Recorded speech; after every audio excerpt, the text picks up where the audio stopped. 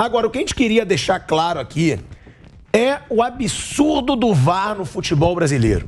Gente, é inacreditável que um árbitro precise de mais de 5 minutos, quase 5 minutos, para ele marcar um gol, anular um gol, para ele tomar uma decisão.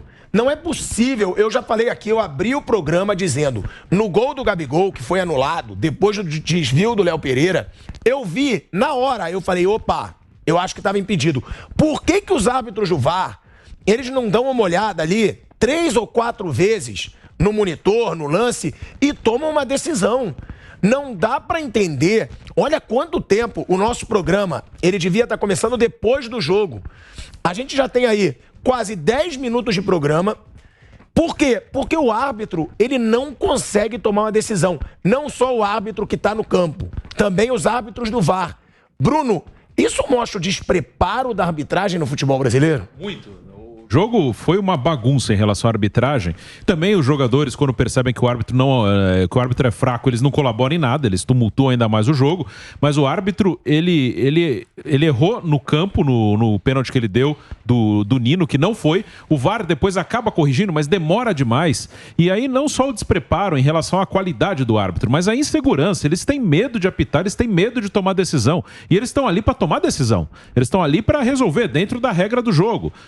As regras são essas, eu vou interpretar dentro das regras. Mas eles têm medo de fazer isso. Então, por isso que demora muito, porque eles são inseguros. Então, o lance do impedimento, do pênalti, para mim foi bem claro, principalmente vendo o replay, deu um replay, já deu para ver que o Nino até tira o braço, e o gol anulado também.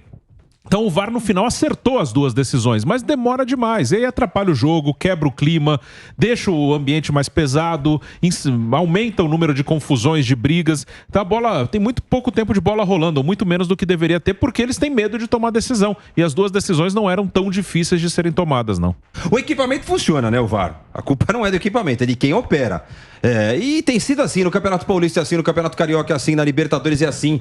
Aqui na América do Sul os caras são ruins. Ou tem um apito nervoso, né? Como aconteceu no lance do primeiro tempo, no pênalti que ele marcou do Nino e depois acabou voltando atrás. Apita com o apito na boca, né? Então qualquer coisinha que acontece, ele sopra o apito e acaba marcando e depois vai corrigir a lambança. Eles são ruins, há um despreparo muito grande e a transferência de responsabilidade, né?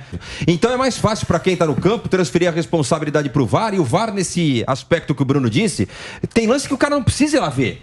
Aliás, o Bruno falou na jornada algo muito importante. Tudo que não é bom no futebol brasileiro, viu hoje. Jogador reclamando, jogador engolindo a arbitragem, sabe? Tudo que não é legal no futebol brasileiro, o português começou a conhecer o que é de verdade. Sim, Nilson, mas também pela incompetência da arbitragem, né? Parece que é impressionante o tempo que eles demoram para tomar uma decisão cara, de VAR. Você que joga torneio de praia lá no Rio, esse cara não é árbitro de torneio de praia? É inacreditável. Porque pra mim esse cara é árbitro de torneio de praia, sabe? Desde o primeiro minuto.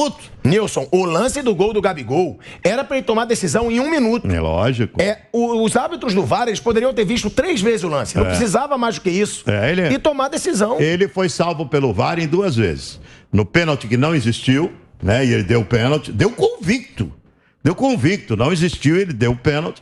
E depois no impedimento do Gabigol, que ele deu o gol e estava impedido o Gabigol. Então ele foi salvo pelo VAR. Mas essa demora é absurda mesmo. O que os jogadores fizeram com o árbitro hoje parece um árbitro de torneio de praia e não um árbitro de Fla-Flu. Em relação ao que disse o Nilson sobre a arbitragem, concordo. Acho que faltou autoridade, falta segurança.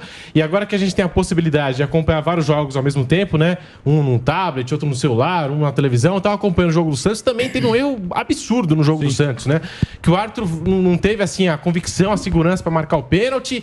E aí marcou, o VAR concordou, a confusão no campo. Aí depois o João Paulo defende a cobrança do pênalti. Há uma invasão e o Guarani abre o placar, aí o árbitro não sabe se houve a invasão, se não houve, fica refém do VAR, aí ele ouve o VAR, os jogadores do Santos reclamam, então tá faltando segurança pra arbitragem. Eu queria destacar isso aqui no Canelada. A gente falou da arbitragem. Bruno, você estava comentando o jogo. Quanto tempo esse cidadão, o árbitro da partida, demorou nos lances que tiveram a utilização do VAR? É inacreditável. O mais gritante pra mim foi o do gol do Gabigol. Sim. Que era visível que ele estava impedido. Sim, era visível. O Léo Pereira toca e o Gabigol tá na frente. E muito na frente. E num lance fácil de você ver no vídeo. Quanto tempo que demoraram para tomar as decisões. E como melhorar isso? Porque a arbitragem brasileira parece cada dia pior. Uns 7, 8 minutos, pelo menos. Acho que em cada um dos lances, no lance do pênalti, que ele deu e depois desmarcou, e no gol, que foi anulado do Flamengo. E não pode, não eram lances... Que às vezes tem um lance, mas tem que ser muito assim, específico, muito exceção. Nossa, esse aqui é dificílimo, esse aqui é no detalhe. Não era o caso em nenhum dos dois lances. Aí o VAR. Eu sou a favor do VAR. Eu gosto, acho que é uma coisa que vem para melhorar, para facilitar a vida da arbitragem. Só que aí o problema está nos árbitros e não é nem na parte técnica. Tem alguns que na parte técnica também são muito ruins.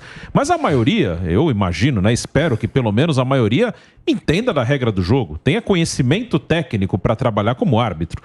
Mas eles têm medo, é o emocional. Assim, o árbitro ele não consegue decidir com convicção. Ele fica com aquele medo. Tá, tudo bem, tá impedido. Vocês têm certeza?